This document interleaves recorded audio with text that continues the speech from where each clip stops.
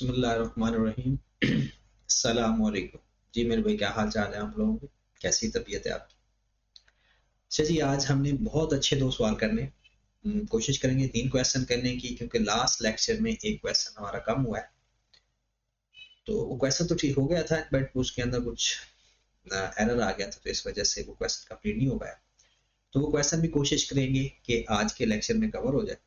लेकिन मैं आपको एक सजेशन दूंगा कि आप ऐसा करो कि ये क्वेश्चन ना पहले रिकॉर्डिंग ये रोक के ना ये क्वेश्चन अटेम्प्ट करो पहले। ठीक है? क्वेश्चन नंबर 4 भी और 5 भी पूरा अटेम्प्ट करो, चाहे गलत अटेम्प्ट कर दो। एक दफा फुल एफर्ट के साथ, यानी 18 मिनट इसके ऊपर लगाओ। 18 मिनट के अंदर कोशिश करो करने की क्या होता है। और ये कितने मिनट का क्वेश्चन है? 16 मिनट, 16 नंबर का है। इस पे तो आधा घंटा लग जाएगा आपका, बल्कि उससे भी ज्यादा। तो ये दोनों क्वेश्चन अटेम्प्ट करके ना फिर ये रिकॉर्डिंग सुनना। ठीक है? फिर आपको पता तो चलेगा ना कि आप कर क्या रहे हो। अभी ये मैं क्वेश्चन करवाने लगा हूँ, ये दोनों क्वेश्चन बड़े अच्छे क्वेश्चन हैं। अपने टाइम के भी अच्छे थे और अब भी अच्छे हैं still. Rio Limited operates donut shop in different parts of Karachi and has average monthly sales 4.5 million. एक चीज इंपॉर्टेंट है, मंथली, और ये सेल्स है 4.5 मिलियन, और कंट्रीब्यूशन मार्जिन है 20%। अगर मैं यहां से आपको बताऊं, फिर मैं हर लेक्चर में एक बात आपको दोहराऊंगा कि हमारा मेन फोकस सीवीपी में क्या होता है? Variable cost, fixed cost, sales, बस।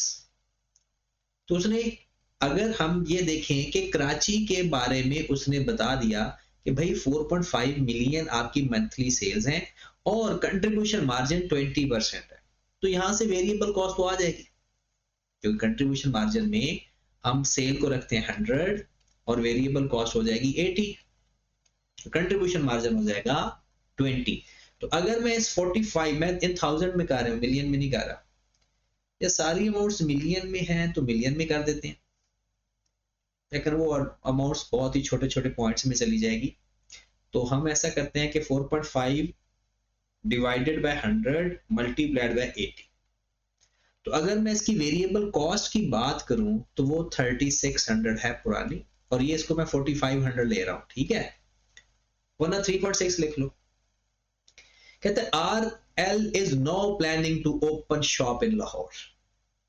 इन this respect following two rental options are under consideration. कहता है भाई साहब, रेंट पे शॉप लेनी है, अब लाहौर में नए यानी ये शॉप ओपन करनी है, दो ऑप्शन है। कहते हैं या ऐसा करो, साल का 2.52 मिलियन रेंट दे दो एडवांस में, साल का 2.52 मिलियन रेंट दे दो एडवांस में।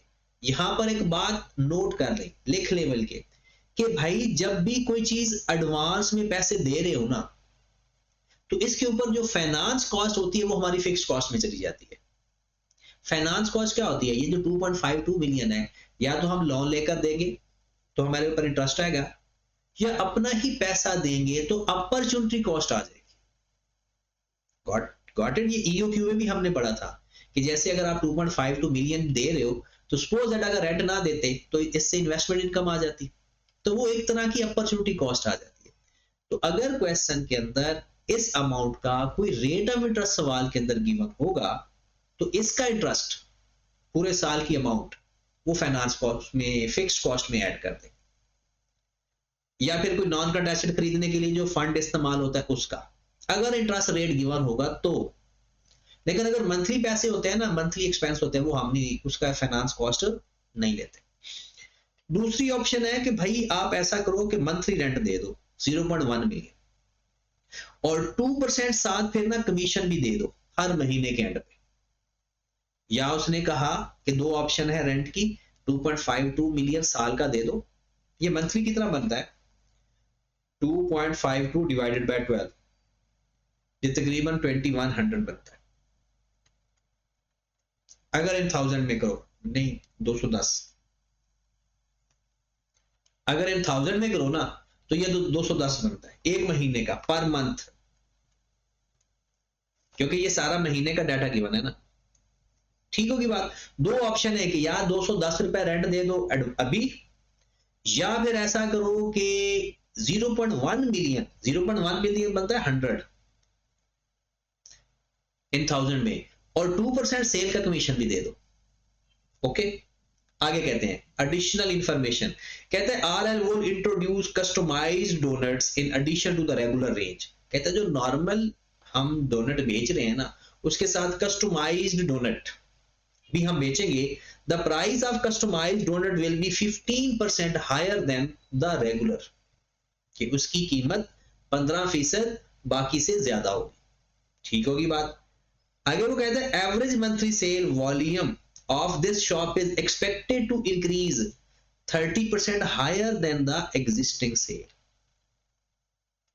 जो नॉर्मल सेल्स होती हैं 30% उसकी ज्यादा सेल्स होंगी। अब 20% of sales volume would will be consist of customized donut। कहता है 20% है कस्टमाइज्ड डोनट और 30% बाकी की है रेगुलर डोनट। अब हमारे पास पुरानी सेल 4500, पुरानी वेरिएबल कॉस्ट 3600। ठीक है, अब आगे वो हमें दो ऑप्शन दे रहा है, ऑप्शन नंबर 1 और ऑप्शन नंबर 2। कौन सी दो ऑप्शन दे रहा है? कहता है ऐसा करो कि एक ऑप्शन ये है कि 2.52 पहले एडवांस दे दो, रेंट आ जाओ। दूसरा, या 0.1 मिलियन दे दो और कमीशन भी दे दो सेल का। अब हमने सेल फाइंड करनी है कि हमारी नई सेल कितनी है। आगे तो वेरिएबल कॉस्ट के बारे में वो कह रहा है, कहता है जनाब आप लोग सबसे पहले तो आपकी पुरानी सेल है 4500। चलिए जी, ये मैं लिखने लगा हूं। हमारी अब सेल्स भी दो टाइप की हो गई हैं, एक है रेगुलर सेल और एक है कस्टमाइज्ड सेल। एक है रेगुलर सेल, एक है कस्टमाइज्ड सेल। अब जो हमारी रेगुलर सेल है वो 4500 का 80% है, 4500 का 80% है, और दूसरी 4500 का 20%। 30% सेल बढ़ी, ये तो पुराना डाटा है ना, 30% सेल बढ़ी है ना, 30% सेल्स हमारी इंक्रीज हुई है, तो इसके साथ हम 30% मल्टीप्लाई कर देंगे। 1.30 1 प्लस परसेंटेज होता है ना। लेकिन क्या दोनों की कीमत सेम है? नहीं, हो सकता है आपको थोड़ी सी परेशानी हो। अब ऐसे भी कर सकते थे कि 4500 को पहले 1.30 से मल्टीप्लाई कर दो, टोटल सेल फाइंड कर लो। तो ये हमारे पास आ जाएगा 4500 मल्टीप्लाई बाय 1.3, 5850। फिर इसका 80% अलग कर लें, 20% अलग कर लें, और इस 20% को 1.15 से मल्टीप्लाई भी करेंगे, क्योंकि उसने कहा है 15% ज्यादा कीमत पे बेच रहे हो। तो जो रेगुलर सेल है उसका सिर्फ वॉल्यूम बढ़ा, और जो दूसरी सेल है उसका वॉल्यूम भी बढ़ा, उसकी प्राइस भी बढ़ी। तो आ जाए जी, मल्टीप्लाइड बाय 1.15। ओके की बात, ये हमारी सेल्स आ गई। तो बताएं जरा, ये बात समझ लगी? दोबारा देख लें, हमारी पुरानी सेल 4500 थी, कहता है इस साल 30% बढ़ेगी सेल, तो ये मैंने 30% बढ़ा दी। कहता है 80% सेल है नॉर्मल और 20% सेल्स है कस्टमाइज्ड। तो मैंने कस्टमाइज्ड सेल्स को पहले दोनों को अलग अलग किया, फिर कस्टमाइज्ड सेल का 15% प्राइस भी बढ़ा दी। डन। वैल्यू बताया जरा, 4500 multiply by 0.8 multiply by 1.30, 4680। 4500 multiply by 0.2 multiply by 1.3 multiply by 1.15, 1346 कर लो। और दोनों ऑप्शन में सेल में कोई फर्क नहीं है, दोनों ऑप्शन में सेल में फर्क नहीं है, फर्क है रेंट में, कि एक में मंथली रेंट है, एक में एडवांस रेंट है, बाकी सेम डेटा है। हमारे पास सेल आ गई। अब आगे चलते हैं, दोनों की सेल्स हमने फाइंड कर ली। अब देखिए फाइंड करना है हमने नेट प्रॉफिट।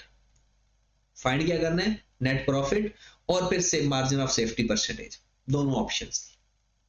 आगे चलते हैं, कहता है variable cost consist of 75% of regular donut which would increase by 15% in case of customized donut। कहते हैं जो वेरिएबल कॉस्ट है ना वो 75% रेगुलर डोनट पर लगती है। कहते हैं जनाब 5% कॉस्ट ज्यादा लगती है अगर आप कस्टमाइज्ड डोनट बनाते हो। फिर आगे देखते हैं, कहते हैं the remaining variable cost represent packing cost. कहते हैं जो बाकी कॉस्ट है ना पैकिंग कॉस्ट है। अब देखें जरा, हमारे पास वेरिएबल कॉस्ट पुरानी है 3600, ओके। अब थर्ड वेरिएबल कॉस्ट 3600। पहली बात तो ये है कि हर वेरिएबल कॉस्ट के ऊपर जो परसेंटेज है ना, इंक्रीज परसेंटेज, वो लगती है, ऐसा ही है। फिर इसमें जो वेरिएबल कॉस्ट है इसमें रेगुलर डोनट कितना है, 80%, और कस्टमाइज में 3600 multiplied by 1.30 multiplied by 20%। Done. वो कहता है कि ये इसकी कॉस्ट 5% ज्यादा है। अगली बात सुने कि ये जो कॉस्ट है 3600, ये सारी की सारी वेरिएबल कॉस्ट नहीं है, इसमें पैकिंग कॉस्ट भी है। क्या है इसमें, पैकिंग कॉस्ट भी है। तो फिर तो इसमें कितने परसेंट वेरिएबल कॉस्ट है, 75%। तो इसका भी 75% और इसका भी 75। लो मेरे भाई, ये हमारी वेरिएबल कॉस्ट आ गई पैकिंग कॉस्ट के अलावा। दोबारा सुने, हमारी पहली बात ये देखें, 3600 टोटल कॉस्ट थी। अब इसका 75% अलग कर ले या पहले इसका 30% बढ़ा दे। ये हमारे पास टोटल कॉस्ट आ गई 3600 मल्टीप्लाई बाय 1.3, 4680। कहता है इसमें 75% है रेगुलर की और 25% है पैकिंग। 75% है बाकी कॉस्ट और 25% है पैकिंग। अब जब हम इसका 75% लेंगे, अब इसका फिर अलग अलग करेंगे, इसका 80% अलग करेंगे, 20% अलग करेंगे, क्योंकि 20% के ऊपर 5% एक्स्ट्रा कॉस्ट आएगी और 80% के ऊपर 5% कॉस्ट नहीं आएगी। तो यहां पर आए जरा, देखिए ये कॉस्ट थी, ये 75% अलग की, 80% और 20% अलग की और 1.30 से भी मल्टीप्लाई कर दिया। अब आ जाए पैकिंग कॉस्ट के ऊपर भी। पैकिंग कॉस्ट, अब packing cost 3600 multiplied by 1.30 multiplied by 25%। अब आप ये कहोगे कि सर इनको अलग अलग क्यों नहीं कर रहे। पैकिंग कॉस्ट पर कोई एक्स्ट्रा खर्चा नहीं आया, उसको रेगुलर और कस्टमाइज्ड को अलग अलग करने की जरूरत है ही नहीं, क्योंकि उसमें अलग अलग खर्चा नहीं है। उसने कहा है कि जनाब आप अलग अलग करके लिख लो कि आंसर वही आएगा, 2080 कर लो, लेकिन एक्स्ट्रा किसी फैक्टर से मल्टीप्लाई नहीं करेंगे। ये 1.3 तो वेरिएबल कॉस्ट हर वन वॉल्यूम से बढ़ती है और पैकिंग कॉस्ट टोटल 25% है, और 25 उसने कहा पैकिंग कॉस्ट के बारे में कुछ नहीं कहा कि represent packing cost wage is expected to increase by 4%। वो ओवरऑल 4% बढ़ रही है दोनों की, दोनों केसेस के अंदर। लो मेरे भाई, पहले तो 3600 multiply by 1.3 multiply by 0.8 multiply by 0.75, तो ये अमाउंट आ गई 2808।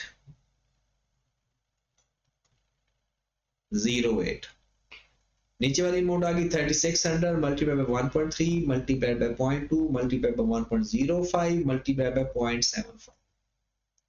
ये आगे जनाब 737।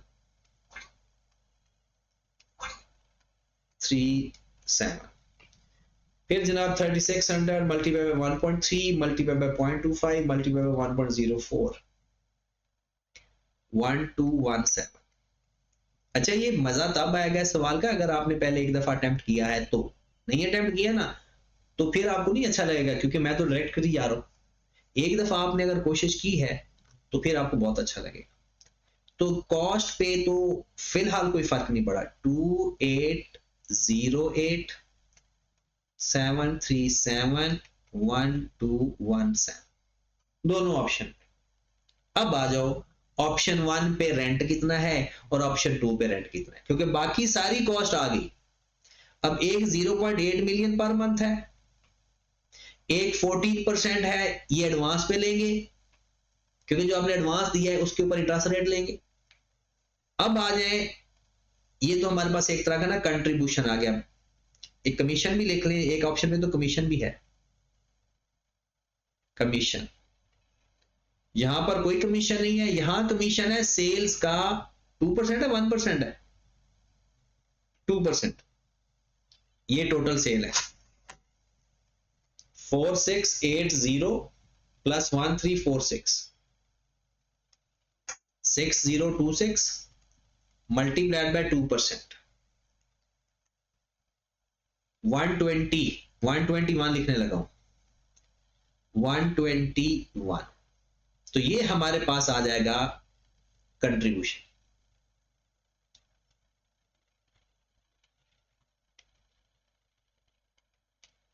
हाँ जी, सेल हमारे पास है 6025 है, 4680 प्लस 1346 6026। इसमें से कॉस्ट माइनस कर दें, हमारे पास कंट्रीब्यूशन आ जाएगा -2808 -3737 -1217 1264। इसमें से एक और कॉस्ट भी माइनस होगी कमीशन वाली 1143। उसने हमसे कंट्रीब्यूशन नहीं पूछा, नेट प्रॉफिट पूछा है, तो आगे माइनस कर दें लेस फिक्स्ड कॉस्ट। कितनी फिक्स्ड है जनाब? 8.8 मिलियन पर मंथ। इसका रेंट कितना है? इसका रेंट पर मंथ कितना निकाला था हमने? 210 210, और इसका रेंट कितना है? 100। आप कहेंगे सर वो तो 2.52 है, तो भाई मेरे वो साल का है और हमने कितना लेना है? एक महीने का। तो 2.52 को डिवाइड करो जरा 12 पे, तो आपके पास 210 नहीं आएगा। ठीक है, हमारे पास आ गया नेट प्रॉफिट। कुछ और तो नहीं आ गया? Net profit. अच्छा, इंटरेस्ट रह गया मेरे भाई, इंटरेस्ट रह गया। इंटरेस्ट जो एडवांस दिया है ना, उसका एक महीने का इंटरेस्ट भी लो। या तो 210 का डायरेक्ट 14% ले लो, या मैं आपको बताता हूं 2.52 है ना, मल्टीप्लाई बाय 14% मल्टीप्लाई बाय 1/12, दोनों में से जो मर्जी काम कर लो। 210 का डायरेक्ट 4% ले लो, 8.4 आ जाएगा, या फिर 2520 multiply by 0.14 multiply by 1 divide by 12 ले लो। एक में 2520 multiply 0.14 multiply by 1 divide by 12, एक में 29 आ रहा है। 210 मल्टीप्लाई बाय 0.14 29.4 आ रहा है, 29.4। लो मेरे भाई नेट प्रॉफिट फाइंड कर लो, आ गया नेट प्रॉफिट। कंट्रीब्यूशन में से 1264 माइनस 800 माइनस 210 माइनस 29.4, कितना प्रॉफिट आ गया जनाब? 224.6, 225 कर लो चाहे। 1143 माइनस 800 माइनस 100, ये कितना आ रहा है? 243। हाँ जी, क्या करना चाहिए? एडवांस ही दे दें या हर महीने का अलग अलग दें? किस पे आपका प्रॉफिट ज्यादा आ रहा है? 243। एडवांस नहीं देना चाहिए बल्कि हर महीने और कमीशन दे देना चाहिए। ठीक होगी बात। अब उसने एक बात और भी डिमांड की है कि भाई मार्जिन ऑफ सेफ्टी परसेंटेज भी फाइंड करके दो। मार्जिन सेफ्टी परसेंटेज का फार्मूला याद है या भूल भुला गए? एक्चुअल सेल्स या budgeted sales minus break even sales divided by budgeted sales. तो आ जाए यहाँ पर ही सारा कुछ पड़ा हुआ है, जो मर्जी खा लो यहाँ से। ब्रेक इवन सेल्स का फार्मूला कौन बताएगा? ब्रेक इवन सेल्स का, ब्रेक इवन सेल्स का fix cost divided by CS ratio. अब दोनों की अलग अलग फिक्स कॉस्ट लेनी है, क्योंकि दोनों की अलग अलग फिक्स कॉस्ट है, बल्कि यहां नीचे कर लेते हैं फिक्स्ड कॉस्ट।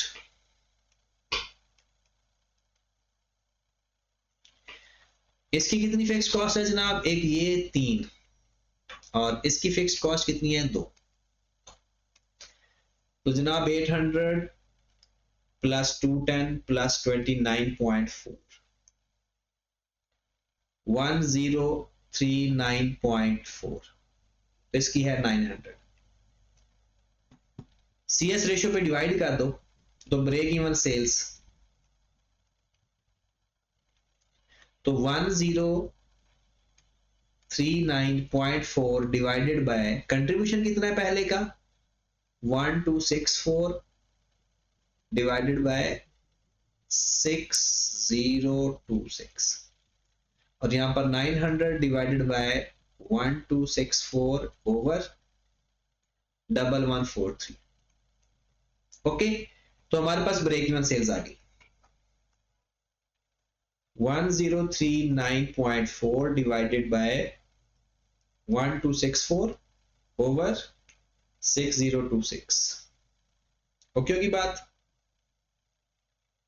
कितना आंसर आ गया जनाब? 100 से मल्टीप्लाई भी कर दो, 4955, 4955। ये थोड़ा बहुत फर्क आता है राउंड ऑफ की वजह से, परेशानी हो ना। 1264 डिवाइडेड बाय 1264 डिवाइडेड बाय 1143, कितना आ गया? कितना आ गया? एक मिनट, 900 डिवाइडेड बाय 1264 ओवर 1143।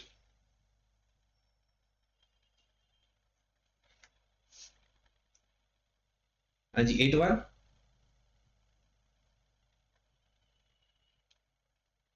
813 आ रहा है। कितना आ रहा है? एक मिनट मेरे भाई, एक मिनट। कैलकुलेटर 0.4 डिवाइडेड बाय 1264, लगता है कैलकुलेटर को भी माजरत मेरे भाई, माजरत, उल्टा लिखा गया। मैं भी कहूं अजीब अजीब आंसर आ रहा है, आपने भी नहीं बताया यार। चुप करके दिल ही दिल में नहीं बताते होते। CS रेशियो लिखनी है ना, तो 900 डिवाइडेड बाय 1143 ओवर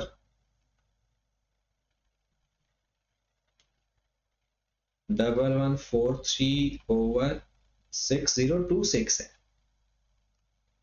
तो कितना आ रहा है? 4745 कर लो चाहे, 4745। ये ब्रेक इवन सेल्स है, और ये हमारी एक्चुअल या बजटेड सेल्स है। ठीक है, उसने कहा जी मार्जिन ऑफ सेफ्टी परसेंटेज बताएं। मार्जिन ऑफ सेफ्टी परसेंटेज किसको आती है? Margin of safety percentage budgeted sales minus break even sales over budgeted sales multiplied by 100।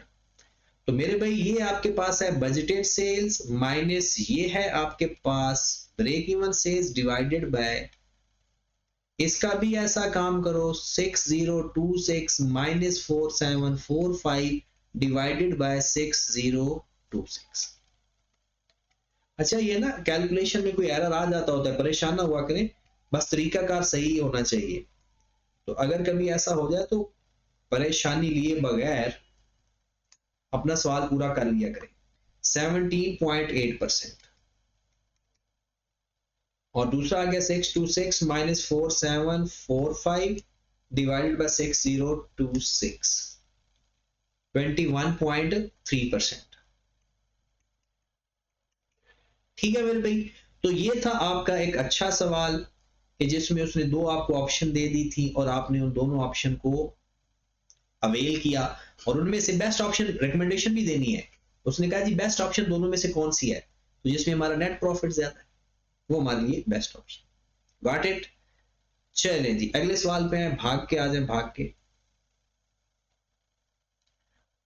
भाग के आ जाए मेरे भाई, भाग के। चले जी, ये सवाल के अंदर ना पहले मैं आपको थोड़ा सा इंट्रोडक्शन दे दूं हाइलो मेथड का, क्योंकि अब हाइलो मेथड पहले जमाने में बड़ा मुश्किल होता था, अब तो बहुत आसान है। हाइलो मेथड के लिए ना एक चीज कंफर्म होनी चाहिए,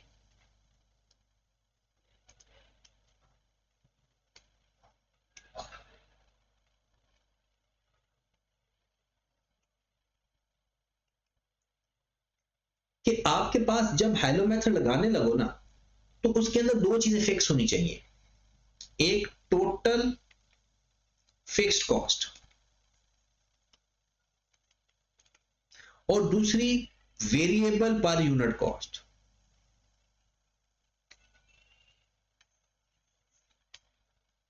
याद रखें टोटल फिक्स्ड कॉस्ट फिक्स होती है और वेरिएबल पर यूनिट कॉस्ट भी फिक्स होती है।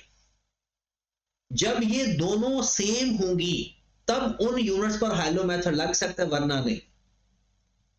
बट अगर कभी ऐसा आ जाए कि आपके पास आपने वेरिएबल और फिक्स कॉस्ट को अलग अलग भी करना है लेकिन और ये चीजें फिक्स भी नहीं है, तो सबसे पहले हम उनको फिक्स करेंगे या फिर हम वो डाटा लेंगे जिसमें ये सेम हो। अगर वो ये कह दे ना कि भाई 5 लाख जो यूनिट है ना उसकी कॉस्ट कोई और है पर यूनिट वेरिएबल, और जो 4 लाख है उनकी कुछ और कॉस्ट है, तो तब हाइलो मेथड नहीं लगेगा। पहले आप उसको उस तरह से बनाओगे, वेरिएबल कॉस्ट उसमें प्लस माइनस करोगे तो फिर हाइलो मेथड लगेगा। ठीक है ना, इस बात का बस ख्याल रखना होता है। जैसे इस क्वेश्चन के अंदर इसकी एप्लीकेशन भी है। सबसे पहले तो आपने ब्रेक इवन रेवेन्यू फाइंड करना है, मार्जिन ऑफ सेफ्टी फाइंड करना है 16,000 और 14,000 यूनिट के ऊपर, और फिर ये भी बताना है कि बेनिफिशियल कौन सा है। क्या आपका कंक्लूजन क्या है कि आप 14,000 यूनिट बनाओगे या 16,000 यूनिट? देखें फिर वही बात, पुरानी बात वाला कौन सी है, फिक्स्ड कॉस्ट चाहिए, वेरिएबल कॉस्ट चाहिए और वो सेल चाहिए। कहता है ये हमारे पास ना 9300, 11,800, 14,000, 16,000 यूनिट बता दिए। ठीक है, उनकी सेल प्राइस पर यूनिट भी बता दी, सेल प्राइस पर यूनिट। ठीक है, फिर उसके बाद उनकी मटेरियल की टोटल कॉस्ट भी बता दी, कन्वर्जन कॉस्ट भी बता दी और ऑपरेटिंग एक्सपेंस भी बता दी। तो लग तो बहुत आसान रहा है क्वेश्चन कि हम सेल वैल्यू को मल्टीप्लाई कर देते हैं और हमारे पास काम आसान हो जाए, लेकिन क्वेश्चन में है कुछ। The management is considering manufacturing either 14,000 chairs या 16,000 चेयर्स। कहता है या वो 14,000 चेयर्स बनाएंगी कंपनी या 16,000, मतलब ये डाटा लेना है। वो कहते हैं in the above table fixed conversion cost increased by 10% if number of chairs manufacture exceeding 13,000 chairs. कहता भाई आपकी फिक्स्ड कॉस्ट 10% ज्यादा हो जाएगी, 10% ज्यादा है, बल्कि अगर चेयर्स 13,000 से ज्यादा बनाओगे। तो मेरे भाई यहां पर देखें, ये जो मैंने रेड लाइन लगाई है, इस रेड लाइन से पिछली साइड पर देखो तो फिक्स्ड कॉस्ट कुछ और है, मतलब इस डाटा पर देखो तो फिक्स्ड कॉस्ट कुछ और है और इस डाटा पे देखो तो फिक्स्ड कॉस्ट कुछ और है। कैसे पता चला? क्योंकि वो कहते हैं 13,000 से ज्यादा बनाओगे चेयर्स तो 10% फिक्स्ड कॉस्ट बढ़ जाएगी। तो फिक्स इस कन्वर्जन कॉस्ट के अंदर फिक्स्ड कॉस्ट है, इसको ही तो हमने अलग करना है। अगली बात वो क्या कह रहा है, कहता है further material cost and conversion cost reduced by 5% and 3% if the number of chairs exceed 15,000। एक और लाइन लगने जा रही है,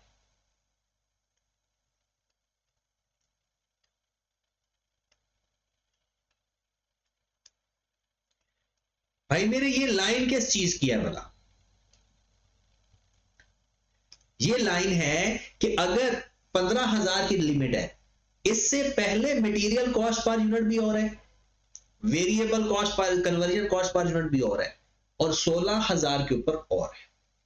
लो जी, मैंने हाइलो मेथड लगाना है। अब मुझे बताओ वैसे नॉर्मल हाइलो मेथड कैसे लगता है? सबसे छोटे यूनिट, सबसे बड़े यूनिट।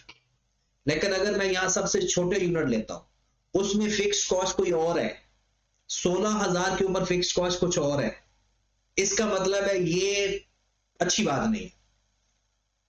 ऐसे ही है ना, क्योंकि 16,000 के ऊपर फिक्स कॉस्ट 10% ज्यादा है, मटेरियल कॉस्ट भी कम है, मटेरियल कॉस्ट भी चेंज है, labour cost, sorry, fix cost भी चेंज, मतलब वेरिएबल कॉस्ट पर यूनिट भी चेंज है, फिक्स कॉस्ट भी चेंज है। तो ये फेल हो गया काम, इसको छोड़ देते। फिर मैं ऐसा करता हूं 14,000 और 16,000 को देख लूं, लेकिन इसमें भी नहीं है, क्योंकि 15,000 से पहले कॉस्ट कोई और है, 15,000 के बाद कॉस्ट कुछ और। तो अगर मैंने हाइलो मेथड लगाना भी है तो इन दोनों मासूम के ऊपर लग सकता है,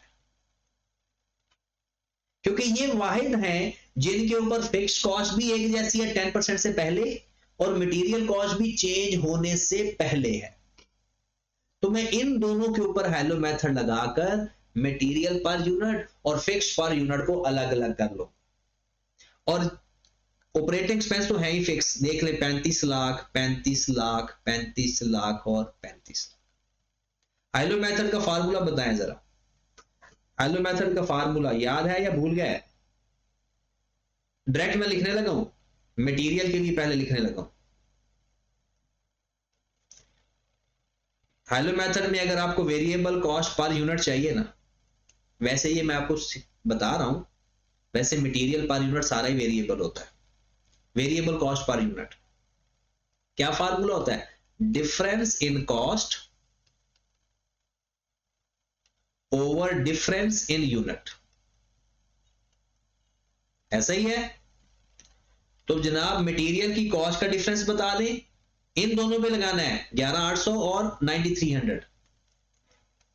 जी जनाब 15,930 minus 12,555 33,75,000 divided by difference in units 11,800 minus 9,300 2,500।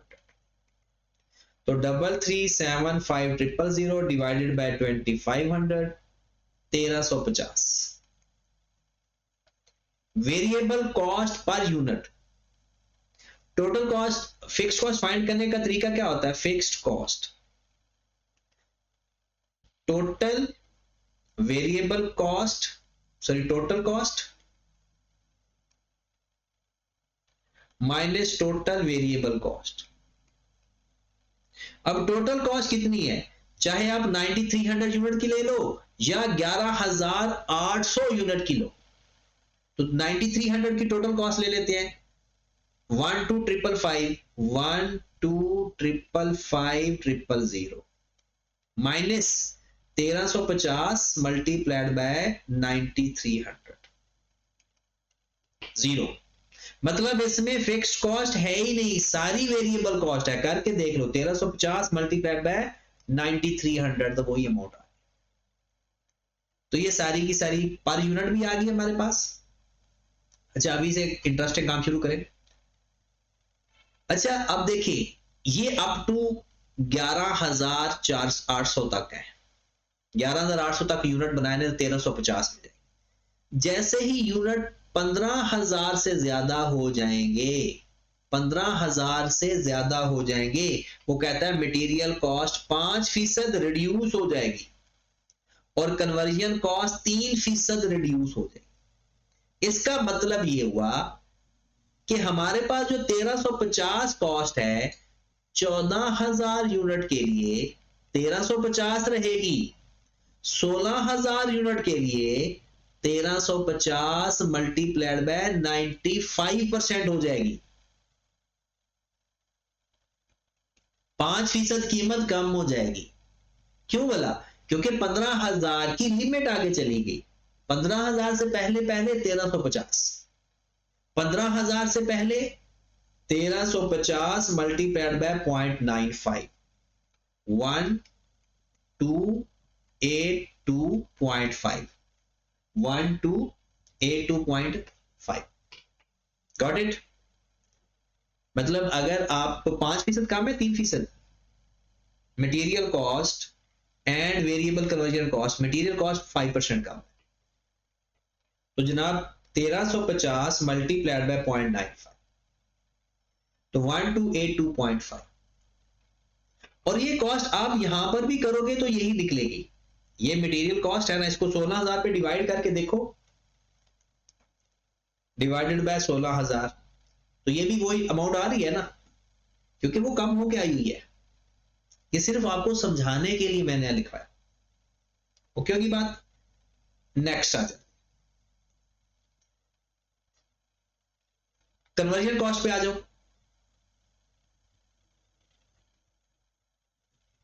Conversion cost पे आ जाओ।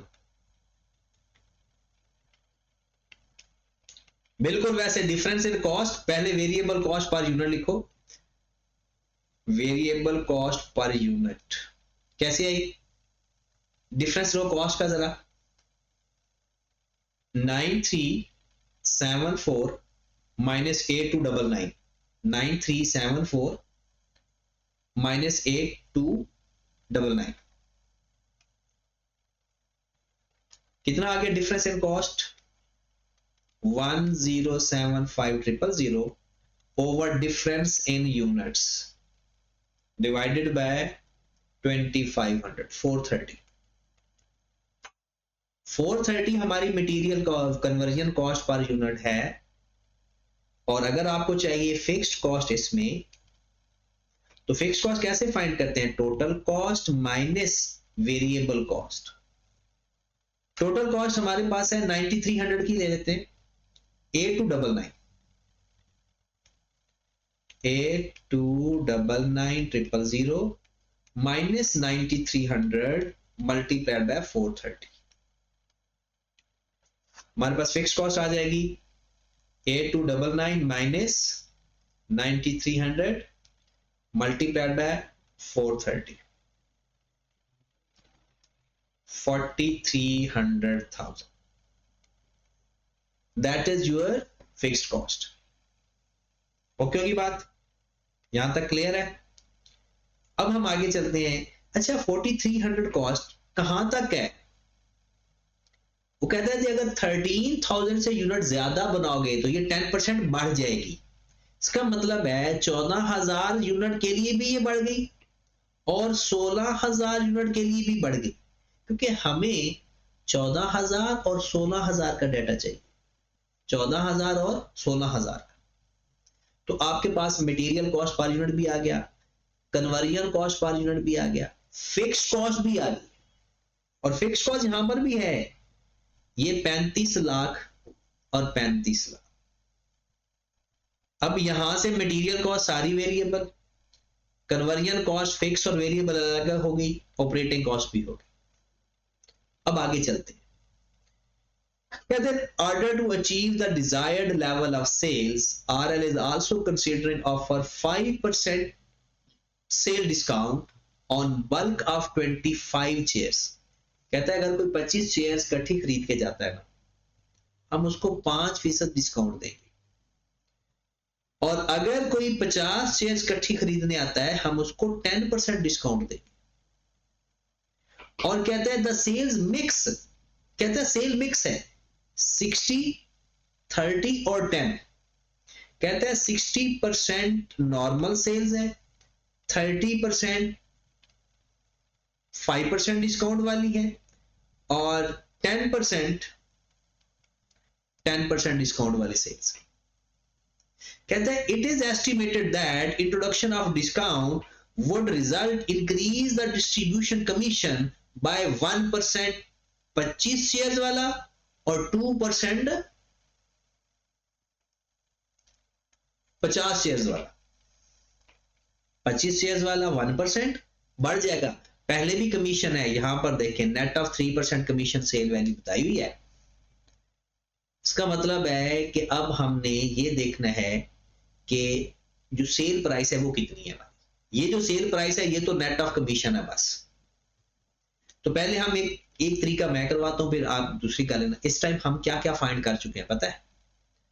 14,000 यूनिट के लिए और 16,000 यूनिट के लिए क्या क्या फाइंड हो चुका है।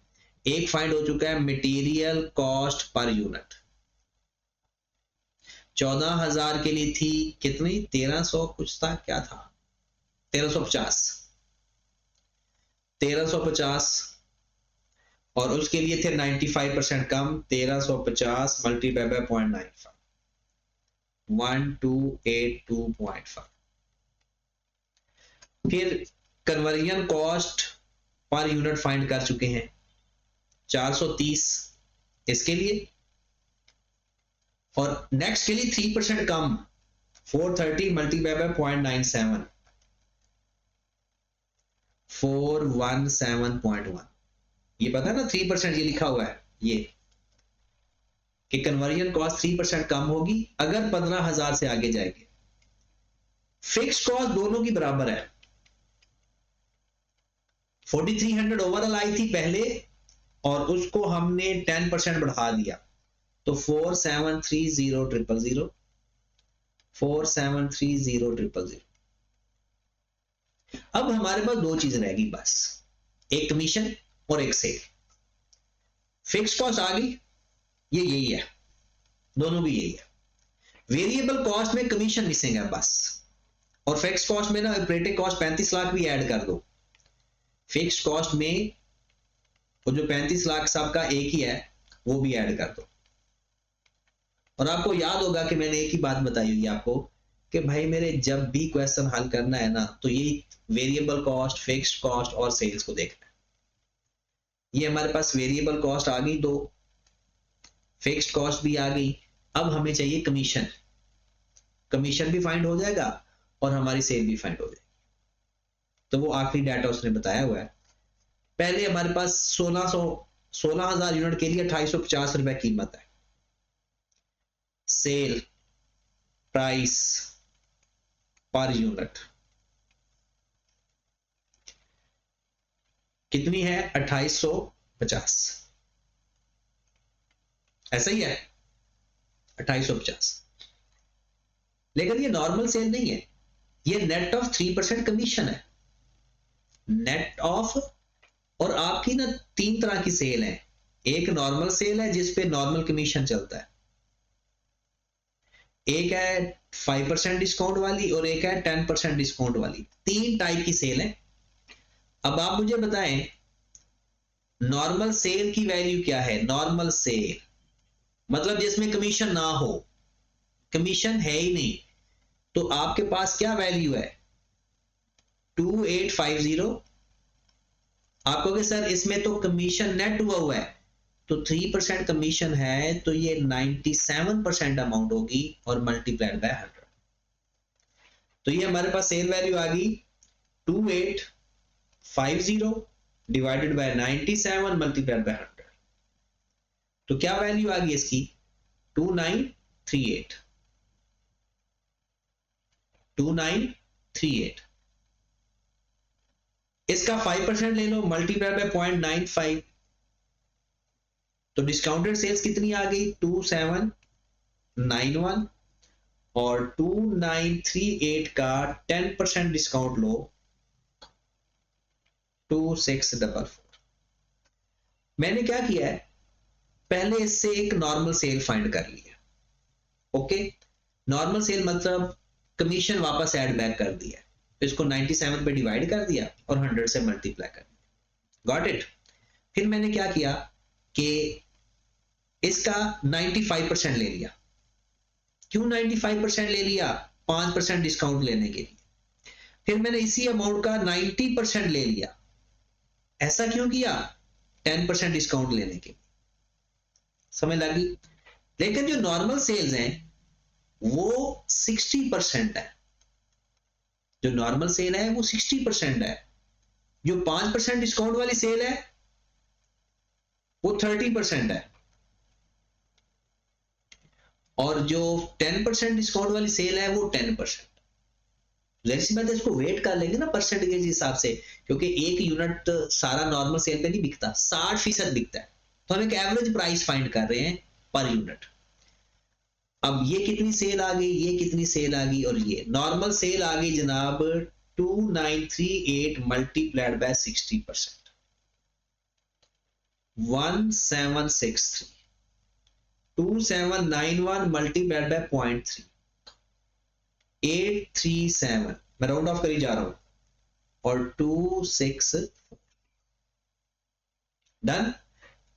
इसका कमीशन 3%, इसका कमीशन 4%, इसका commission 5%।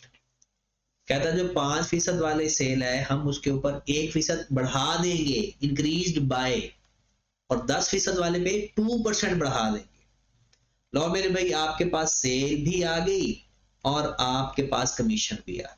Cell price per unit क्या आ गई, 1763 प्लस 837 प्लस 264, 2864। 1763 का 3%, 52.89, 837 का मल्टीप्लाइड बाय 0.04, 33.84, और 264 का 5%, 13.2। हमारे पास कमीशन की क्या वैल्यू आ गई, 52.89 प्लस 33.84 प्लस 13.2, 99.93। 100 ना कर ले, सीधा 100 ही कर लो।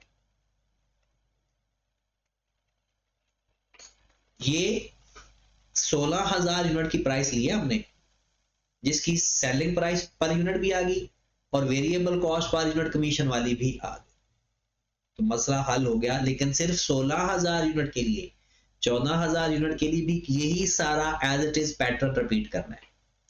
14,000 यूनिट के लिए नॉर्मल सेल है, 10% 5% डिस्काउंट वाली है, 10% डिस्काउंट वाली। नॉर्मल कीमत कितनी है, normal 2945, that is net of 3%। 2945 2945 divided by 97 multiplied by 100। तो नॉर्मल सेल है मेरे भाई 3036। अगर मैं इसका 5% डिस्काउंट ले लूं तो ये अमाउंट बन जाती है 2884, और 3036 का अगर मैं 10% डिस्काउंट लूंगा तो वो बन जाता है 273432। ये 60%, ये 30% और ये 10%। तो 3036 मल्टीप्लाइड बाय 60%, तो हमारे पास आ गया 1822। 2884 का 30% आ गया तो 865, और 2732 का 10% लिया तो 273। सेल हमारे पास आ गई मेरे भाई 273, 2960। कमीशन भी ले लो, इसका 3%, इसका 4% और इसका 5%। 1822 का 3%, 54.66। 865 का 4%, 34.6। 273 का 5%, 13.65। तो 54.66 प्लस 34.6 प्लस 13.65, तो ये कमीशन कितना आ गया हमारा 103 कर लेते। ओके जी, क्लियर हुई बात। हमारे पास अब sale value, sale price per unit भी आ गई, वेरिएबल कॉस्ट भी आ गई, कमीशन मिसिंग था वो भी आ गया। अब जो कुछ वो चाहता है फाइंड करके दे। यहां पर हम लिख लेते हैं एक दफा साफ सुथरा करके, मुझे बता दें सेल प्राइस 16,000 यूनिट के लिए और 14,000 यूनिट के लिए। ये यूनिट है हमारे, दो ऑप्शन है। इसकी सेल प्राइस तो आ गई 2960 और उसकी आई थी 2864। Done. 2864 less variable cost. Variable cost में material conversion commission, material conversion और कमीशन। मटेरियल इसका तो आया था 430, लिखा हुआ है हमने इधर। मटेरियल 1350 और 1282,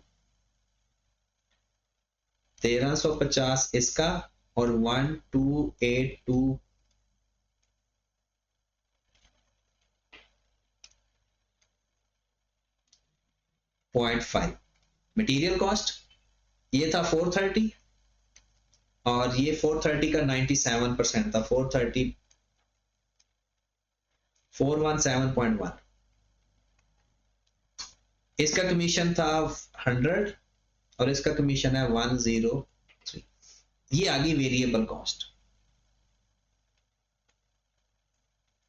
कंट्रीब्यूशन फाइंड कर लें। ये पर यूनिट आएगा सारा डाटा। तो 2864 माइनस 1282.5 माइनस 417.1 माइनस 100, 1064.4। तो 2960 माइनस 1350 माइनस 430 माइनस 103, 1077 दोनों का कंट्रीब्यूशन आ गया। ठीक होगी बात। अब हमारे पास चाहिए, अब रिक्वायरमेंट तो खत्म होगी ना, कवर होगी। ब्रेक इवन रेवेन्यू चाहिए और margin of safety. Break even revenue और margin of safety. Break even revenue कैसे फाइंड करेंगे? ब्रेक इवन, हाँ जी, fix cost divided by CS ratio, दोनों की अलग अलग। तो फिक्स कॉस्ट तो दोनों की सेम थी,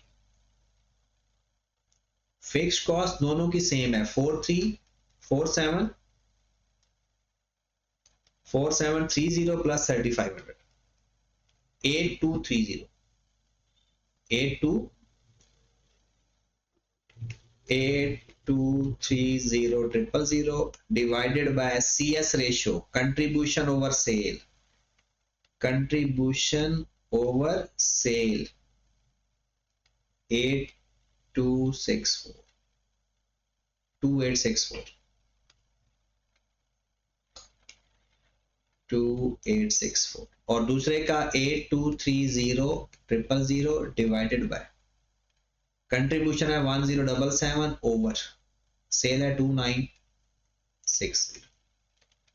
ये हमारे पास ब्रेक इवन सेल्स आ गई।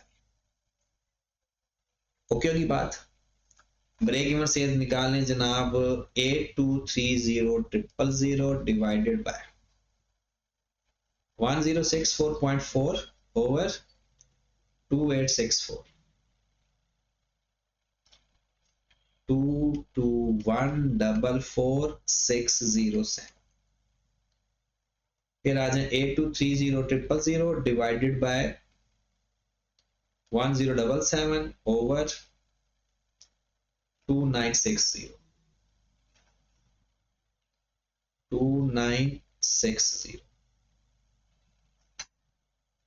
22619127। क्लियर? तो जनाब सबसे पहले हमने ये प्रॉफिट वगैरह नहीं फाइंड किया, ब्रेक इवन सेल्स आ गई हमारे पास। हम मार्जिन ऑफ सेफ्टी के लिए दूसरी सेल्स भी चाहिए। बजटेड सेल्स कितनी है आपके पास? 2864 एक यूनिट की कीमत और आपने 16,000 यूनिट बेची है, और 2960 दूसरे की कीमत और आपने 14,000 यूनिट बेचे। ओके, तो मार्जिन ऑफ सेफ्टी फाइंड कर लें। तो जिसका मार्जिन ऑफ सेफ्टी ज्यादा होगा वो ऑप्शन ज्यादा बेस्ट है। करके देख लेते हैं। Margin of safety, budgeted sales कितनी आ गई? 2864 multiplied by 16,000 45824 minus break even sales divided by 45824 तो इसमें से माइनस कर दें 22144607 जो आंसर आएगा उसको डिवाइड कर दें 45824 मल्टीप्लाइड बाय 100 तो मार्जिन ऑफ सेफ्टी कितना आ गया इस पे 4.85%। 4.85%। तो यहां पर भी कर लें 2960 मल्टीप्लाइड बाय 14,000 तो इसका आ गया 41440000 माइनस इसकी ब्रेक इवन सेल्स कितनी थी 22619127 डिवाइडेड बाय 41440000 चले जी माइनस कर दे 22619619 और डिवाइड कर दे इसको तो नहीं यार थोड़ा सा चेंज आ गया माजरत मैंने पॉइंट लगाना भूल गया 45824 minus 22144607 divided by 45824 multiplied by 100 तो 51 पॉइंट आप भी कहोगे मैं कोई और ही आंसर लिखी जा और यहाँ पर 4144000 minus 22619127 divided by 4144000 multiplied by 100 45.4%। तो कितने यूनिट बनाने चाहिए 16,000 या जिस पे मार्जिन ऑफ सेफ्टी ज्यादा है वो हम अपनी रिकमेंडेशन देते हैं। क्लियर होगी बात ये सारी चीजें क्लियर है। तो इसमें वो थोड़ा सा ये इशू आया था कि वो ज्यादा इंटरेस्टिंग काम था कि पर यूनिट अलग करना लेकिन परेशानी होना ऐसे सवाल इंजॉय किया करो कमीशन लेना और ज्यादा इंटरेस्टिंग था। चलो एक छोटा सा सवाल अगर आप थोड़ी सी ब्रेक लेना चाहो तो ब्रेक ले आओ और लेकिन एक छोटा सा और सवाल करना है हमने ताकि ना हमारा बर्डन कम हो जाए और ये टॉपिक खत्म हो जाए। ठीक है भाई ठीक है क्वेश्चन है शायद आसान सा सवाल है बहुत 5-10 मिनट का क्वेश्चन है ये 40 इसमें एक छोटी सी बात है बाकी आसान है होप लिमिटेड। हाँ जी क्वेश्चन ये है कि सेल प्राइस उसने पर यूनिट दे दी 1600 डायरेक्ट लेबर पर यूनिट दे दिया 240 वेरिएबल कॉस्ट 960 और फिक्स कॉस्ट 850 कहता है वो यूनिट बेचना चाहता है 6000 और ये है नॉर्मल कैपेसिटी का 80%। मैनेजमेंट चाहती है कि डायरेक्ट लेबर 15% बढ़ा दे और बताओ नंबर ऑफ यूनिट कितने सेल करें कि वही पहले वाला प्रॉफिट रहे आपके पास सेल प्राइस भी वही रहे लेकिन वेरिएबल कॉस्ट बढ़ा दे। तो ये सवाल हो गया टारगेट प्रॉफिट वाला उसने टारगेट प्रॉफिट बताया नहीं कहता जो पुराना टारगेट प्रॉफिट है ना वही अब है। अब 6000 यूनिट बेच रहे हो पर यूनिट आपको डाटा सारा दिया हुआ है तो फिर फाइंड कर लेते हैं प्रॉफिट 1600 को मल्टीप्लाई कर दो 6000 से सेल आ जाएगी 240 को मल्टीप्लाई कर दो 6000 से डायरेक्ट लेबर कॉस्ट आ जाएगी फिर 960 को मल्टीप्लाई कर दो 6000 से फिर 8,50,000 माइनस कर दो हमारे पास नेट प्रॉफिट आ गया। लेकिन जब ये सारे आप मल्टीप्लाई करके डिवाइड कर रहे हो तो आप डायरेक्ट कंट्रीब्यूशन ही ले लो ना ताकि आपकी थोड़ी वर्किंग बच जाए। देखिए ये पुराना डाटा है आपके पास सेल गिवन है लेबर कॉस्ट गिवन है अदर कॉस्ट गिवन है कंट्रीब्यूशन आ जाएगा। सेल कितनी है 1600 240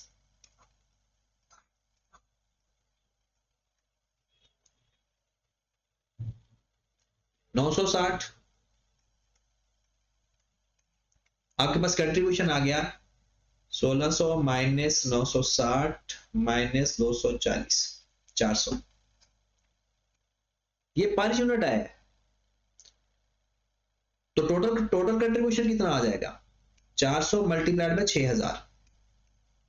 अब चाहे अलग अलग करके कर लो या डायरेक्ट इसी तरह से कर लो, इसको 6000 से मल्टीप्लाई करेंगे तो 24 लाख आपके पास आ गया net profit, sorry contribution, less fixed cost 8,50,000।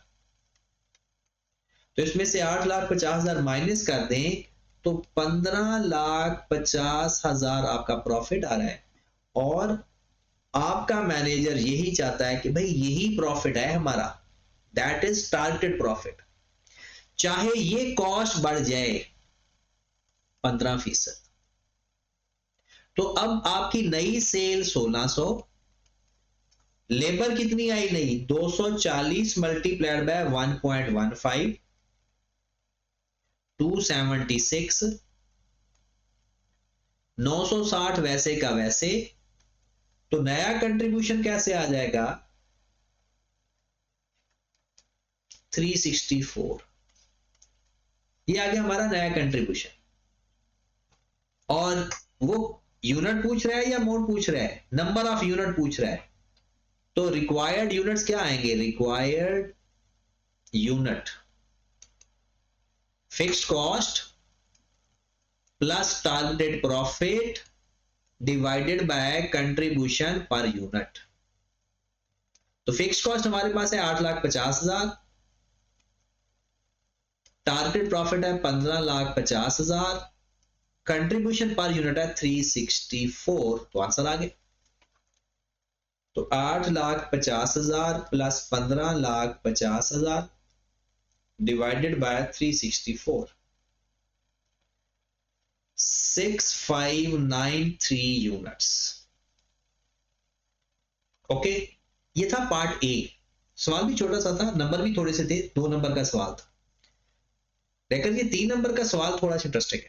कहते हैं 7,60,000 ना हमने एक नई मशीन पे लगा दिया जिसकी डेप्रिसिएशन 10% है। अब पता डेप्रिसिएशन से फिक्स्ड कॉस्ट बढ़ जाती है, मतलब 8,50,000 हमारे पास पहले ही फिक्स्ड कॉस्ट है। अब इस 7,60,000 का 10% भी फिक्स्ड कॉस्ट आ गई। आगे चलते हैं। वो कहता है जो टोटल कैपेसिटी है वो 25% बढ़ जाएगी, मतलब पहले हमने 6,000 यूनिट बेचे थे और ये 80% कैपेसिटी थी, और इसको हमने 100 से मल्टीप्लाई किया, 6,000 डिवाइडेड बाय 80 मल्टीप्लाइड बाय 100,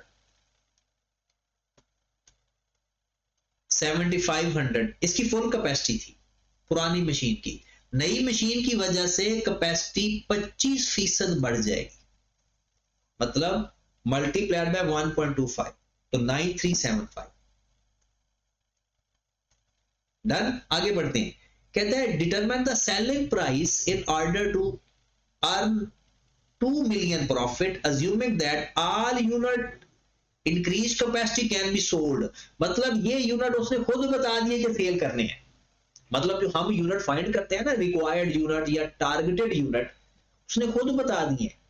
कहता है आप ना cell price per unit find करके दे दो, तो ये काम बहुत आसान हो गया। देखें हमारे पास फार्मूला होता है रिक्वायर्ड यूनिट्स का fixed cost plus targeted profit divided by contribution per unit. ऐसा ही फार्मूला है ना, उसने खुद कह दिया 9,375, ये आप क्या है रिक्वायर्ड यूनिट्स, इतने सारे बेच देने हैं। फिक्स्ड कॉस्ट 8,50,000 पहले है, 7,60,000 10% आ गया डेप्रिसिएशन, 760 ही है ना, 760,000 नहीं, इसका 10% आ जाएगा 76,000, 10 उड़ा दो, प्लस 2 million प्रॉफिट कमाना है divided by contribution per unit. कैसे आता है, sale minus variable cost. Sale तो हमने फाइंड करनी है, सेल प्राइस पर यूनिट, और वेरिएबल कॉस्ट 364 पर यूनिट है, सॉरी कंट्रीब्यूशन। यहां पर कंट्रीब्यूशन चाहिए ना पर यूनिट, तो वेरिएबल कॉस्ट उसने बताई हुई है, वेरिएबल कॉस्ट है ना 276 प्लस 960, वेरिएबल कॉस्ट 276 प्लस 960 1236, इनको माइनस करेंगे तो कंट्रीब्यूशन आएगा ना, क्योंकि नई सेल तो हमें पता ही नहीं है, नई सेल तो हमने फाइंड करनी है। तो 9375 ये हमारे पास रिक्वायर्ड यूनिट्स है, फिक्स्ड कॉस्ट भी बता दी, ये नई फिक्स्ड कॉस्ट भी आ गई, target profit divided by contribution per unit, cell price per unit minus variable cost per unit. Variable cost per unit वही है, क्योंकि वेरिएबल का कॉस्ट पर यूनिट फिक्स होती है। चलें जी फाइंड कर लें, इसको इधर आकर मल्टीप्लाई कर दें, x माइनस 1236 इंटू 9375, ये अमाउंट आ गई 850,000 प्लस 76,000 प्लस 2926000। अब आ जाएगा x is equal to 2926000 divided by 9375 कर देंगे, फिर जो आंसर आएगा उसमें 1236 ऐड कर देंगे। तो ये आपके पास सेलिंग प्राइस पर यूनिट आ गई, डिवाइडेड बाय 9375 प्लस 1236, तो वैल्यू आ गई 1548। ओके जनाब, चले मेरे भाई, अब आपने करना यह है कि ये 3 सवाल को, मुझे पता है आपको मुश्किल आई होगी, लेकिन बार बार इसकी प्रैक्टिस करें और ना खुद सीखें, चीजें एंजॉय करें, खास तौर पर सीवीपी तो करें ही करें, ठीक है। अब कुछ क्वेश्चन आपने करने हैं, एक तो क्वेश्चन नंबर 22, इस असाइनमेंट के हिसाब से मैं ईयर भी बता देता हूं। क्वेश्चन नंबर 22 ईयर बन जाता है, ये कौन सा साल है, इसका साल ही नहीं है, होना चाहिए है स्प्रिंग 2011। फिर क्वेश्चन नंबर 26 ऑटम 2008। अब ये ना कह देना कि आपकी जाए पैदाइश के भी पहले के क्वेश्चन हैं। 28 स्प्रिंग 2007, ये क्वेश्चन करने इस असाइनमेंट के हिसाब से हो गया 22, 26, 28, ठीक है। कल इंशाल्लाह अगर ये होमवर्क का टाइम मिला तो मैं करवा दूंगा, अदरवाइज मैं आपको कल करवाने जा रहा हूं मल्टीपल सीवीपी, मतलब मल्टीपल प्रोडक्ट के सीवीपी करवाऊंगा, और एंड पे ये होमवर्क भी करवा दूंगा और ये सारा काम होगा, ठीक होगी बात। और सैटरडे को आपका टेस्ट भी है, इसको हर सैटरडे को आप लोग का टेस्ट होता है इसका, ठीक है। ओके जी, अल्लाह।